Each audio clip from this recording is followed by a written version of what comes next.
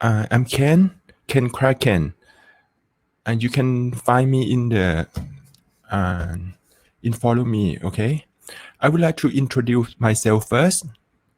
Um, I am the full-time investor. I'm invest in stock, in property, and in forex, and everything that you can create value. Okay, I invest in it. Okay, I am the investor for about 10 years and maybe a little bit more. And I start my career as a investor because I'm having business, and I found that when I have the saving, it's like a money to saving. I bring that saving to invest with something in watch, in car, and it grow up, keep growing up. Okay, and then I'm start in stock, and then forex, and then property, something like that. As everyone know that if you invest for about more than 10 years, you can get through many crises because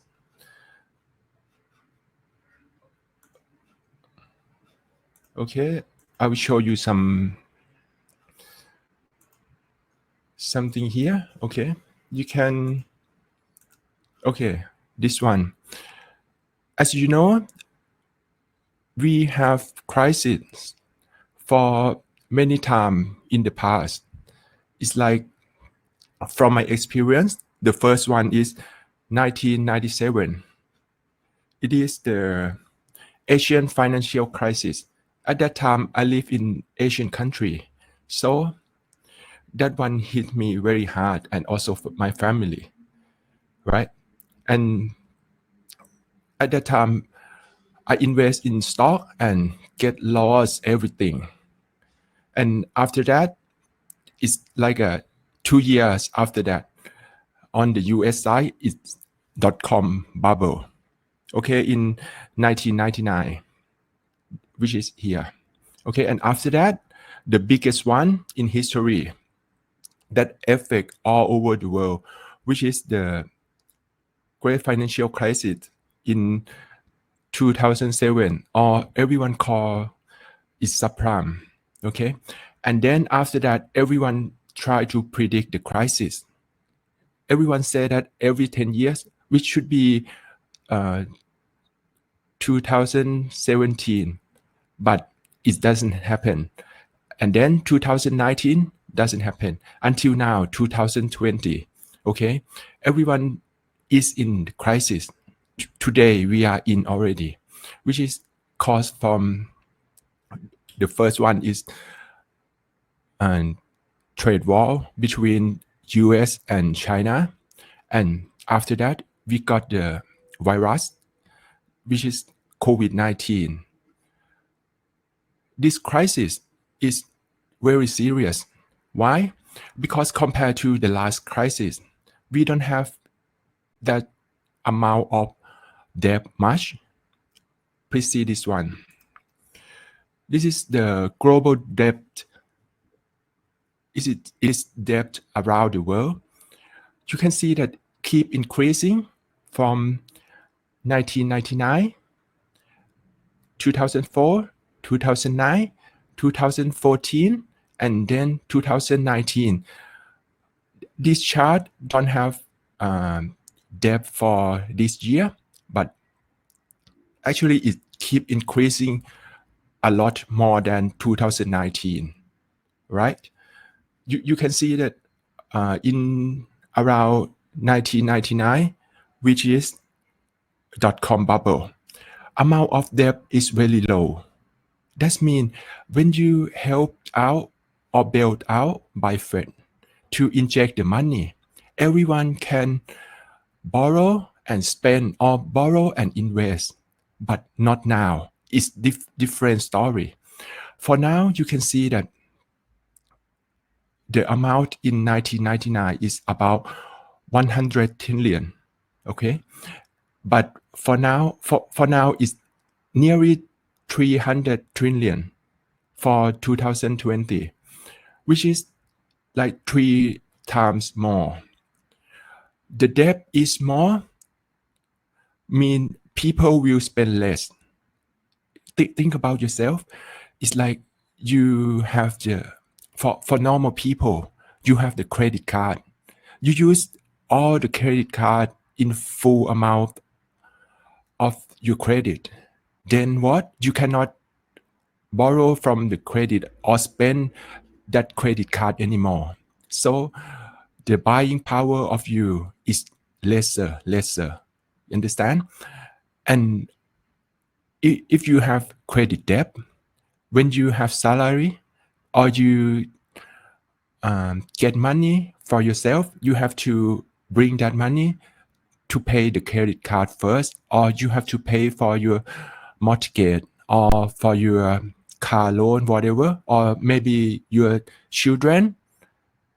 So this thing reduce the purchasing power of people. Okay, you remember this one, and I think you can imagine that how big is this crisis, because everyone cannot spend. Everyone is at the fully limit of their credit. They cannot borrow anymore. Even the Fed is inject the money in the system. Last night, Fed announced that they will inject unlimited QE to the system to bail out everything, even to buy the stock. At least they have to buy the stock. Before this, people said that Fed have to reduce interest rate to zero or maybe negative, but most of people don't think so. But today it is zero already. Okay, you can see that this chart is S&P 500. S&P 500 is down a lot from 3,400 to now is about 30% in one period of time. Last time that S&P did this is when the subprime bubble. Okay, we should prepare for this one. Okay, let's start to I think you all have the whole same picture. Okay, we will start on our presentation. Today we will talk about how to invest in high volatility. From what I explained, you will understand that now we will face very high volatility market because we are in the crisis, or we are chance to get the bigger crisis. Today we will talk about the 3 main topics about principle of global market and the high volatility prediction, how we can predict that the volatility in the market will be high or not. And the last one is the important one, which is the psychology. Please see this picture. Our global system, since we have internet, our global system is connected with each other, especially the finance sector, which is investor have to involve with. And as we know that if you are in China and you want to buy the stock in US, back then, 10 years ago when I start, I cannot do that. Wherever I live, I have to buy stock in that country only because the system cannot connect with each other. We can see the chart or we can see the price, yes, but we cannot buy. But now you can buy all over the world, especially the cryptocurrency. Wherever you live, you can buy, you can hold it, you can sell 24 hours. Okay, and moreover that you can invest in almost everything, in commodity and in forex. Okay, and you will see the picture that the world is connected with each other. One fund in Shanghai will hold some stock or some equity in some fund in US, in New York Stock Exchange, something like that.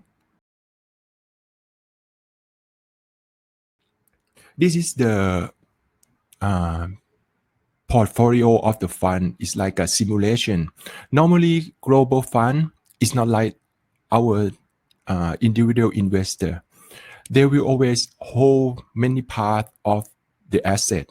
It's like a first part is stock. It's like they hold Google, they hold Tesla, they hold Apple, they hold Facebook, whatever, in portfolio as a stock portfolio. And then maybe they hold the stock for about 20%.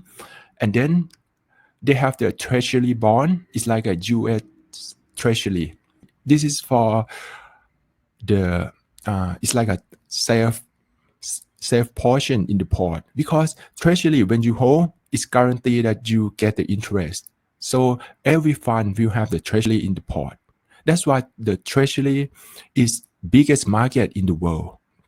The commodity is like a gold, oil, nat gas, silver, whatever, that is the commodity. This one is like a offensive for the port. They will hold that to get a high percentage of return, but this commodity they will hold less amount because it's very volatile. You can see the oil, they can get through getting up like 10% or 15% within 1 week, which another asset cannot do like that, and it's very high leverage. Okay, in this one they also hold, but maybe some fund holding less. And the last one is forex. Every fund will have to have the forex, but it is not for hold, but for hedging. It's like normally if you are fund from China, of course your base currency is yuan, right? If I am fund in Australia, of course I have to base on the Australian dollar, but I have to buy stock in US, and that's I have to exchange my money to USD and then buy the stock and hold it. But if the currency between Australian and US is volatile, maybe I have trouble. I gain from the stock, I profit from the stock, but maybe I lost in the currency exchange. And this thing, Forex, is coming to hedge against the currency. If I buy the stock, okay, I hedge the currency by the Forex. If I profit from the stock, okay, I don't mind that currency is up, going up or going down, strong or weak, whatever, because I'm hedging. So in Forex, they use for hedging. Okay. This is 4 parts that most of the global fund or fund have to hold in their portfolio. Why I bring this? Because last 2 weeks, we have the global turmoil. Everything is going down. Even the safe haven, which is gold, that everyone going to the gold and say that it will going up, but actually it's going down because of this. When stock is down, treasury is down, commodity is down, and forex is very volatile. You have to have to liquidate their portfolio to be balancing. If gold in their port is profit, they have to sell to balancing the loss. Understand? This is how fund manage their portfolio.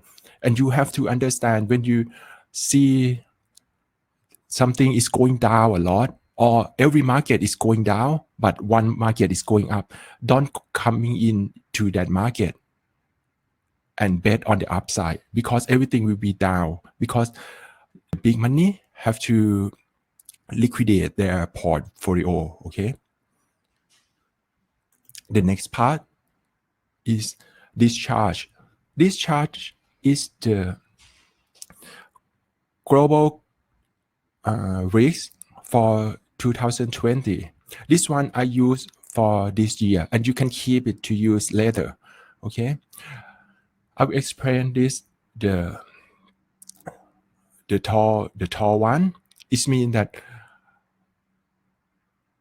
the upper than the average is impact the market much, and this one on the likelihood, it means that uh, what in this range on the far right, it will impact, it will likely to happen easy. In the left side is not happen easily. You will see that the COVID-19, that's why the COVID is impact market a lot. When I see this one, how I use, when I see this one, I have to keep track on the news that what happened to the world, or what will happen to the world next. Okay, when I see the virus in China first happened in China, and people don't seem to care about it, but I know from that time, because it is above average. If there like a spread all over the world, it will impact a lot. And 2 or 3 days after there is a virus in the news in China, that spread very fast and like exponential. At that time, I have to prepare to liquidate my portfolio to be reduce the exposure, because from this charge, you already know that if it happen or spread for all over the world, people didn't prepare for it, because at that time people prepare for trade war, or the war between China and Iran. That's it. Nobody think about the virus or think that it will spread like very fast and people will addict a lot, something like that. So you have to think like that. You don't have to follow other people, because the portfolio is yours. You are the one that hold the money, and you are the one who have to make decision on it. This is from my experience. Before, I have made a lot of mistakes. When I see something like this, I do not think. I keep wishing that everything will be good. They will fix it and price will going up like normally. But from my experience, it is not. Okay. When you see this, you have to prepare for it. And continue from that charge. When you see from the earlier thing, and you know already, you notice already that things will be worse if that thing happen. This thing is about psychology. First thing is reduce exposure. Why I'm not saying go out of the market, but only reduce the exposure. Why? I will explain. Because if you're going out of the market, you will miss good opportunity, right? You know that from what I've explained, if the virus is spread, people will addict and market will be very panic, that you will get into short side in stock or in whatever that impact, like oil, something like that. But you have to reduce your exposure. It's like normally you have a $1 million port. If you saw this, you clear out your position and you bring only 10%, like 100,000 to invest in this situation, invest in short side, something like that. Okay, because if you are wrong, you will not lose all of your money. But if you not reduce your exposure, you put 1 million as always, and you not reduce your lot size. If you wrong, you lost all. It will be very difficult to predict the market because you see S&P is going down a lot. Even you bet on the short side, sometimes if you don't prepare the money to be enough, it will be rebound and eat you out. That's why you have to reduce the exposure. Okay. The second thing is do not take risk. What means you do not take risk? You have to be patient. Even you know that you have to be on the short side, you cannot keep shorting every time because the market can be rebound. And if you short at the bad time, market can be rebound and eat you out. Even you are at the right side of the market. This you have to be careful because when panic, volatility is very high. Okay. The third thing is when you reduce exposure, like I said, you use only 10% of your port. You have 90% of your port to keep in cash or whatever in any asset that it is safe for this situation. When market is stable, when the virus is clear out, you can bring that money to invest and you can get the home run. This is why many wealthy people or rich people do. They don't wake up and try to trade every day with their all money. They keep waiting until they get the very advantage time and hit the home run. Only one time. When you get position, that's it. Like me, now I keep cash to invest in property. Okay, something like that. This is 3 psychology for pre-volatility. But if you didn't prepare for anything and you are in the very volatility, you have full of the position in your hand, how to do about that? I suggest that you should clear up your port, reduce your exposure, and keep money in your hand as much as you can. And don't try to trade the market in high volatility, especially if you are like a newbie or the beginner forex trader. Okay. This one is my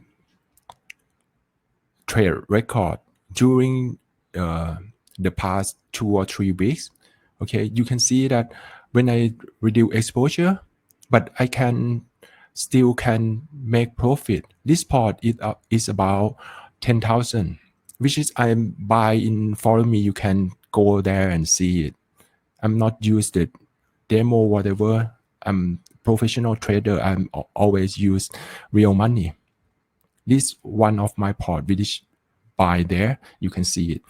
I can get the profit maybe about 40%, and between during the market crashing, everyone lost their port, everyone lost their money. Even this amount is not good as my standard, but I didn't lose any money and I can get profit, which is continued by my plan and my psychology.